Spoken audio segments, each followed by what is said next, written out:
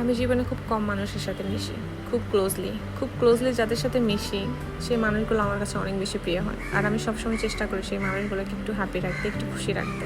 সেই স্পেশাল মানুষগুলোর মধ্যেই আপু একজন। তার সাথে আমি বিগত 2 বছর ধরে একই বাসায় থাকছি। সে আমার রুমমেট। মানুষটা আমার কাছে অনেক বেশি প্রিয়। মানুষটার সামনে বিয়ে, আমি তার জন্য ছোট্ট একটা আয়োজন করেছি। আমি জানি না আমি কতটুকু তাকে খুশি করতে পেরেছি, বাট যেহেতু সে আমার সাথে এতদিন ছিল, আমার মনে হয়েছে যে আমার তার জন্য কিছু করা উচিত বা তাকে একটু স্পেশাল ফিল করাতে পারলে আমারও খুব ভালো লাগবে। আপুকে আমি আজকে আইব্রো ভাত দিয়েছি। আমি তাদের নিয়ম কারণ খুব বেশি কিছু জানি না, বাট আমার তরফ থেকে যতটুকু হয়েছে আমি করেছি।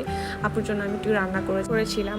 আপুর সাথে আমার অনেক মেমোরিজ আছে। আমার অনেক টাফ টাইমে মানুষটার সাথে আমি অনেক সময় স্পেন্ড করেছি। আমার খারাপ লাগা, ভালো লাগা সব কিছু শেয়ার করেছি। আর এই যে হচ্ছে আমি দেখেন গরমে বিধ্বস্ত একজন মানুষ, সারাদিন রান্না বান্না করে ক্লান্ত হয়ে গেছি।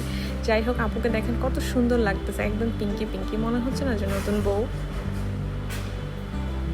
আমাদের 2 বছরে কত গল্প, কত কথা, আমরা কত সুন্দর যে একসাথে ঘুরে বেরিয়েছি, কত কিছু শেয়ার করেছি, একে অপরকে জ্ঞান দিয়েছি, আবার মাঝখানে ঝগড়াও হয়েছে, বাট স্টিল তারপরও আমাদের 2 বছরটা সুন্দর ছিল।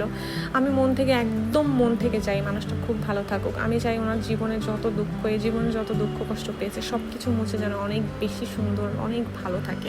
মানে আমি চাইবো আপনারাও আপুর জন্য দোয়া করেন। আমি আপুর জন্য খুব বেশি কিছু আয়োজন করতে পারিনি। আমি ব্যাচেলর বাসায় থাকি, যতটুকু আমার জন্য মানে ইজি ছিল আমি ততটুকুই করেছি, বাট আলহামদুলিল্লাহ সে খুশি হয়েছে, এটা আমার জন্য অনেক। আমি যে তাকে স্পেশাল ফিল করাতে পারছি, দ্যাটস গুড। তো তারপরে আপুকে আইবুড়ো ভাত দেওয়ার পরে ভাবলাম যে কেন নয় আমরা ভাইয়াকেও দাওয়াত দিই। বেচারা সেও নিজে ঢাকায় একা ছিল, তো তাকে তো কেউ আইবুড়ো ভাত দিচ্ছে না। সো আমরা ভাবলাম আমরা বাসার ভাইয়াকে ইনভাইট করি। সে তো একদমই আসতে চাচ্ছিল না, একরকম জোর করে আমরা ভাইয়াকে নিয়ে এসেছি। ভাই আপনার আসতেই হবে, আমরা চাই যে আপনার স্পেশাল ডেগুলোতে আমরা আরেকটু স্পেশালিটি বাড়াই। সো অবশেষে অনেক বলার পরে ভাইয়া আসলো। আর আমরা এখানে মজা করতেছিলাম, বলতেছিলাম আপু আপনি ভাইয়াকে একটু হাত পাখা দিয়ে বাতাস দেন, এটা দেখতে ভালো লাগে। তো এটা নিয়ে মজা করতেছিলাম। ভাইয়া অনেক মজার মানুষ, খুবই ফানি মানুষ, মানে একদম যেখানে থাকবে মহলটাকে খুব এনজয়েবল করে রাখে। সো মাশাআল্লাহ দুজনকে অনেক সুন্দরই লাগছে, খুব ভালো মানায়। তো আপনারা সবাই তাদের জন্য দোয়া করবেন। আজকে এই পর্যন্ত, টাটা।